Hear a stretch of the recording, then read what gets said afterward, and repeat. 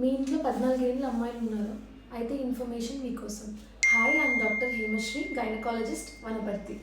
భారతదేశంలో second most common cancer ఏంటో తెలుసా? గర్భసంచి ముఖద్వార క్యాన్సర్, అంటే సర్వైకల్ క్యాన్సర్. దీన్ని మనం ప్రివెంట్ చేయగలిగే వ్యాక్సిన్ ఉంటే మీరు వేయించుకుంటారా, వేయించుకోరా? అదే హెచ్పివి వ్యాక్సిన్. మరి లాస్ట్ ఇయర్ ఇది చాలా వైరల్ అయింది హెచ్పివి వ్యాక్సిన్. కానీ వేయించుకుందాం అనుకున్న చాలామంది వెనకబడడానికి మెయిన్ రీజన్ ఏంటంటే కాస్ట్. అది ఒక్క డోస్ 3000 to 4000 అరౌండ్ ఉంటుంది. కానీ ఇప్పుడు మోడీ ప్రభుత్వం స్వస్థ నారి సశక్త్ పరివార్ అభియాన్ స్కీమ్ కింద 14 ఏళ్ళ అమ్మాయిలందరికీ సింగిల్ డోస్ ఫ్రీగా ఇస్తుంది.